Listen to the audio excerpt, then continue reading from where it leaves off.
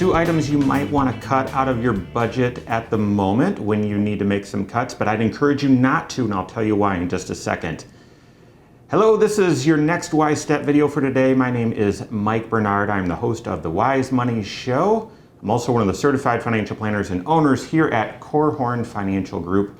Every single day we are bringing you some next wise steps, some financial nuggets that you need to be mindful of during this crisis time in our economy. So if you're not already a subscriber, be sure you subscribe to this channel, as well as turn on notifications and give me that thumbs up. I appreciate that. Also, every single week we have a full hour radio show that airs here in northern Indiana, and that show is also found right here at this channel. So tomorrow you'll see a full hour's worth of CARES Act updates. It's a two-part series. The first one talking about different CARES Act issues, so be sure you check that out. All right, if you are in the midst of this this financial storm and you're thinking, okay, I need to make some cuts here to my monthly budget, what levers can I pull to free things up? You'll remember that CFP Amy Masters in my office said the first thing you need to do is you need to go through your budget and say what's a need, what's a want. Anything that's a want you need to look at with a little more scrutiny and say, hey, can I put this off for now? And so gym memberships and other things that you probably don't want to cut, those are really wants right now. And if you need to make some cuts, you might cut there. You might be tempted to say, well, I've been saving up into this high deductible, this health savings account for my high deductible health plan. I'm going to cut that thing first. And I would encourage you not to do that. Now, if you need to make deep cuts, then that's of course on the list, but I'd have it at the bottom of that list. And let me tell you why. When you contribute money into your health savings account, that is money that's going in tax-free. So it's actually saving you money, okay, when you contribute money in there. I know it doesn't come into your immediate possession, but it goes to an account that you can take possession of for certain reasons, and when it does that, it avoids tax. Then, when you access that money, when you use your HSA for qualified eligible medical expenses, it also comes out tax-free. So it goes into an account that you get to use tax-free, and then when you use that money for the right things, you use it tax-free. It's unlike anything else in the tax code. Well, with the CARES Act, they just made it easier for you to access that money tax-free. It used to be that a qualified or eligible medical expense needed to be something that was that had a doctor's prescription with it. Okay, so any medical expense like copays or deductibles, that sort of stuff, of course all that was covered. But if you wanted to use it for medication, to use your HSA for medication, you needed a prescription. And honestly, if you wanted to buy some allergy medication, if you wanted to use your HSA, some over-the-counter allergy medication, you'd need to ask your doctor for a prescription. And oftentimes you just wouldn't do that. You wouldn't bother your doctor for that. Inside the CARES Act, it's a permanent change.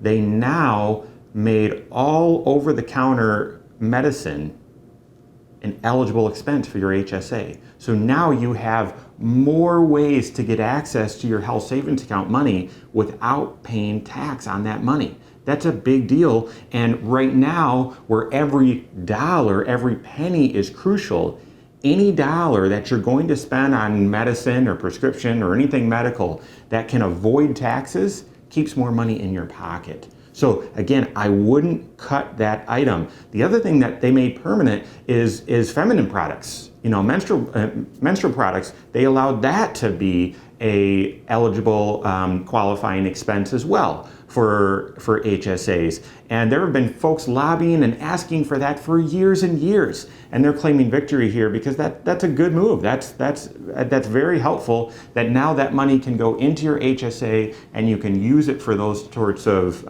expenses tax-free. We're all going to have medical expenses, over-the-counter NyQuil, Advil, those sorts of things. If you've got kids like I do, then you're going to have a lot of medical expenses. So make sure you're getting those tax benefits. The other one, I was interviewed on the radio on a local radio station this morning, and the host said, hey, I've been getting this question a lot, that companies, as they are making cuts to try to survive these tough times, they're cutting the match that's going into their 401k. So should people continue to save into their 401k, or should they stop since they're not getting any benefit to do so? And I want to bring that up as I'm also talking about where you would or wouldn't want to cut. If your company has offered a match on the 401k and they're announcing, hey, because of our own cuts, we can no longer match, or we're suspending the match, that doesn't mean you should stop your contribution, okay? If you need to make budget cuts and you need to stop your contribution, that's one thing. But that should not be a reason to cut simply because you're not getting a match.